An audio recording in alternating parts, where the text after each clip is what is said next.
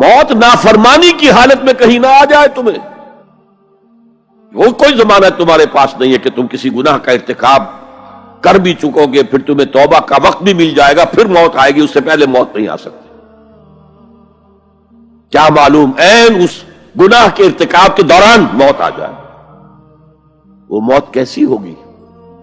شاید آپ کے علم میں ہو، لکھنؤ کے ایک بہت بڑے شاعر تھے، اور ان کی موت بہت ہی مکروہ حالات میں واقع ہوئی۔ رات کو 2-3 بجے، جس کو آپ انگریزی میں کہتے ہیں in the small hours of the morning, شراب خانے سے نکلے، نشے میں دھت، چکر آیا، گرے، اور ساتھ ہی بدرو جا رہی تھی گندی نالی، اس میں گر گئے، وہاں سے لاش برآمد۔ کیسی موت ہے یہ؟ نافرمانی کی حالت میں موت آئی ہے، شراب کے نشے کی حالت میں موت آئی ہے۔ اور کیا یہ ممکن نہیں ہے کہ کوئی شخص بدکاری کا ارتکاب کر رہا اور عین اسی فعل کے دوران موت آ جائے؟ اچھا، اب اگر آپ نے طے کر لیا نہیں مروں گا مگر حالت فرما برداری میں، تو اس کی ایک ہی شکل ہے، کوئی لمحہ بھی نافرمانی میں بسر نہ ہو، مبادا اسی لمحے موت آ جائے۔ ہر لمحے کا پہرا دیجئے، ہر ساعت کی پوری حفاظت کیجئے، کہیں نافرمانی کا کوئی ارتکاب نہ ہو اور عین اس حالت میں کہیں موت نہ آ جائے۔ میں وہ حدیث آپ کو سنا چکا ہوں، لا یزنی الزانی حین یزنی وہو مومن، کوئی زانی حالت ایمان میں زنا نہیں کرتا، جب وہ زنا کر رہا ہوتا ایمان اس کے دل سے نکل کر اوپر سر پر منڈلاتا رہتا۔ کوئی چور حالت ایمان میں چوری نہیں کرتا، ولا یسرق السارق حین یسرق وہو مومن، کوئی شرابی حالت ایمان میں شراب نہیں پی سکتا، ولا یشرب الخمر حین یشرب وہو مومن۔ اگر ایمان بھی ہو دل میں اور یہ حرکات بھی ہو رہی ہو تو وہ ایمان 2 پیسے کا نہیں، 2 ٹکے کا نہیں، کیا اس ایمان کی قیمت ہے؟ کیا قدر و قیمت ہے اس کی؟ اب اگر عین اسی حالت کے اندر موت آ گئی تو یہ تو خلوع ایمان ہے، ایمان کا خالی ہو جانا ہے۔ یہ ہے وہ بات جو کہی گئی۔ اب یہ اسلام اور تقوی، ان دونوں کو یہاں نوٹ کر لیجئے۔ یا ایھا الذین آمنوا اتقوا اللہ حق تقاتہ ولا تموتن الا وانتم مسلمون، اے ایمان کے دعوے دارو، اللہ کا تقوی اختیار کرو جتنا کہ اس کے تقوی کا حق ہے، اور دیکھنا موت نہ آنے پائے مگر فرما برداری کی حالت میں۔ اب یہ اینٹیں اگر پختہ ہو گئی ہیں، ہم نے جہاد کے مختلف مراحل ان پر غور کیا تھا۔ پہلا مرحلہ کیا تھا؟ نفس امارہ کے خلاف جہاد، شیطان اور اس کی ذریت سلبی و مانوی کے خلاف جہاد، بگڑے ہوئے معاشرے کے جو پریشرز ہیں ان کے خلاف جہاد۔ یہ 3 جہاد کر کے کما حقہ فرض کیجئے کہ اب آپ تقوی اور فرما برداری کی روش پر راسخ ہو گئے، قائم ہو گئے۔ اب اگلا قدم کیا ہے؟ اب ان اینٹوں سے فصیل بنانی ہے۔ اینٹیں تو مضبوط ہو گئی، پوری طرح پک گئی، پختہ ہو گئی۔ وہ جو اقبال کہتا ہے کہ خام ہے جب تک تو ہے مٹی کا ایک انبار تو، اور پختہ ہو جائے تو ہے شمشیر بے زنہار تو۔ اور جس سے اکبر الہٰبادی نے بھی کہا ہے، اس سے بھی بہتر انداز میں کہا ہے، تو خاک میں مل اور آگ میں جل، جب خشت بنے تب کام چلے، ان خام دلوں کے عنصر پر بنیاد نہ رکھ، تعمیر نہ کر۔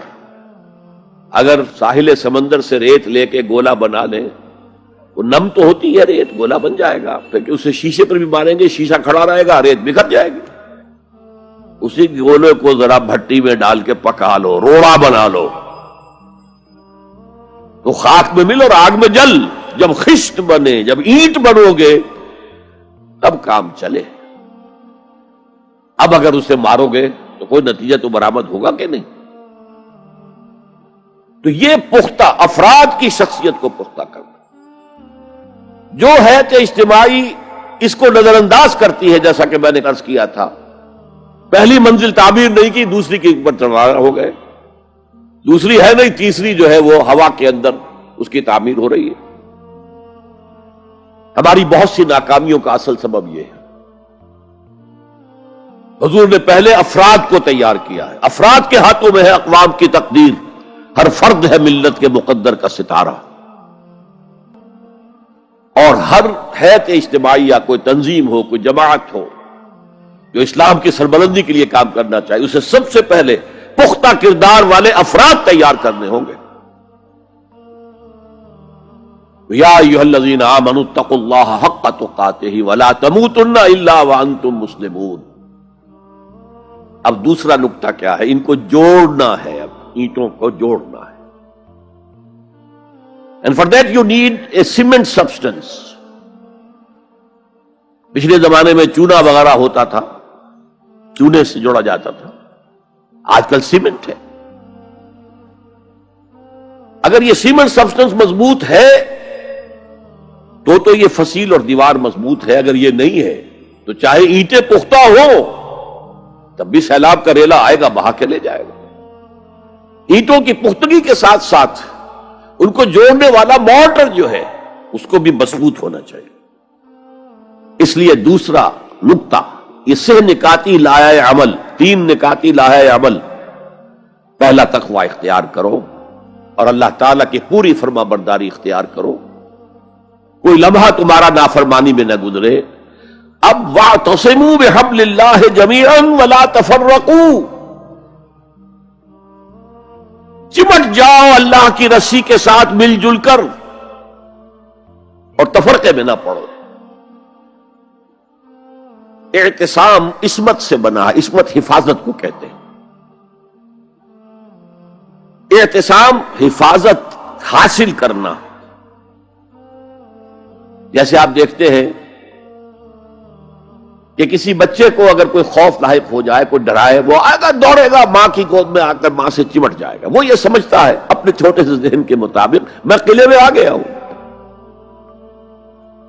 یہ دوسری بات ہے کہ کوئی شفاق انسان، جیسے فسادات ہوتے ہیں یا جیسا کچھ سن 47 میں ہوا تھا، کوئی شفاق بھیڑیا صفت انسان آئے، بچے کو کھینچے ماں کی گود سے، اچھالے اور کسی نیزے میں پرو لے۔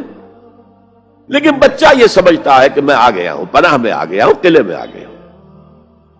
تو یہ ہے اعتصام۔ اور عجیب بات یہ ہے کہ جو اس سورہ مبارکہ کی جو ہم نے شروع کی ہے آیات، وہاں سے ایک آیت پہلے جو ہے 10ویں رکوع کی آخری آیت، وَمَن يَعْتَصِم بِاللَّهِ فَقَدْ هُدِيَ إِلَىٰ صِرَاطٍ مُسْتَقِيمٍ۔ یہاں حبل اللہ نہیں ہے، جو اللہ کے ساتھ چمٹ جائے تو اس کی ہدایت تو ہو گئی صراط مستقیم کی طرف، اللہ سے جڑ جاؤ۔ سورہ حج کی آخری آیت کے بھی آخری الفاظ یہی ہیں، وَاعْتَصِمُوا بِاللَّهِ فَأَقِیمُوا الصَّلَاةَ وَآتُوا الزَّکَاةَ وَاعْتَصِمُوا بِاللَّهِ۔ وہ تمہارا پشت پناہ ہے، وہ مولاکم فنعم المولا ونعم النصیر، کیا ہی اچھا ہے وہ مولا، پشت پناہ، مددگار، حمایتی، کیا ہی اچھا ہے وہ مدد کرنے والا۔ تو وہاں پر بھی واعتصموا باللہ، وہی لفظ یہاں آیا، ومن یعتصم باللہ فقد ہدی الی صراط مستقیم۔ اب یہاں سوال پیدا ہوتا ہے وہ حبل اللہ کون سی ہے؟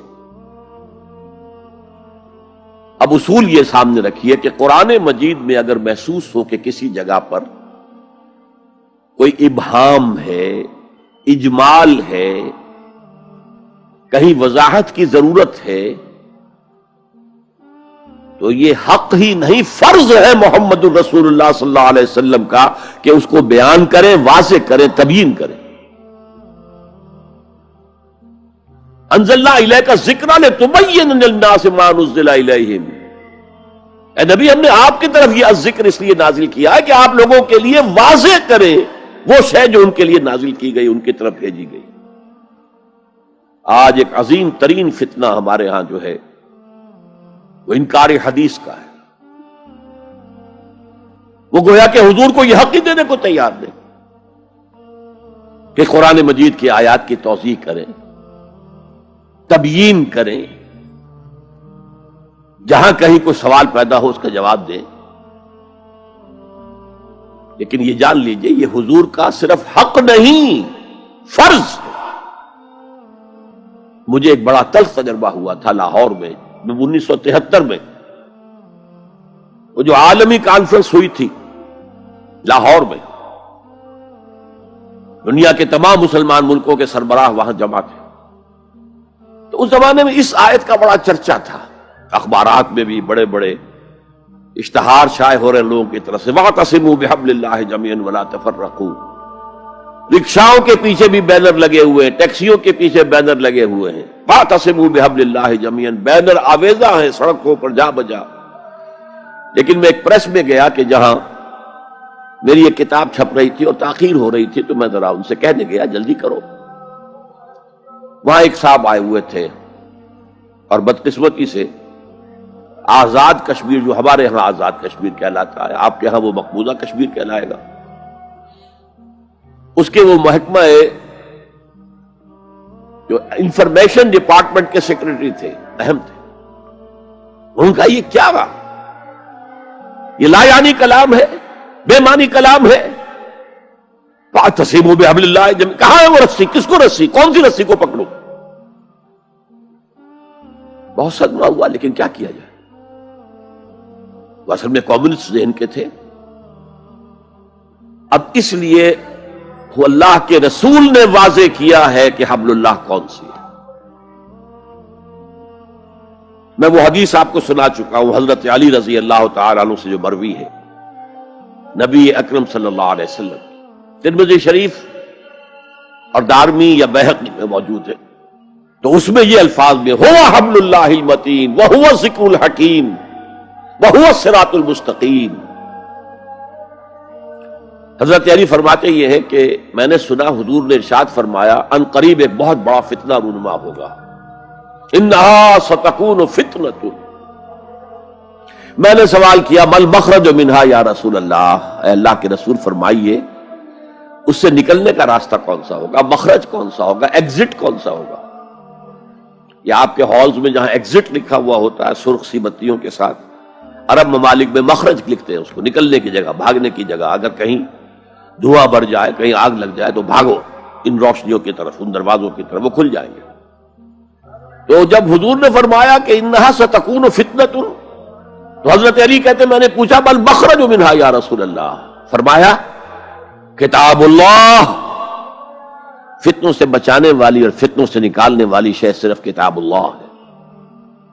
فیہ خبر ما قبلکم و نبأ ما بعدکم و حکم ما بینکم، اس میں تم سے پہلے جو اقوام تھی ان کی خبریں موجود ہیں، تمہارے بعد آنے والی جو چیزیں ہیں ان واقعات کا تذکرہ موجود ہے، اور تمہارے درمیان جو اختلافات بھی رونما ہو سکتے ہیں ان سب کا حل موجود ہے.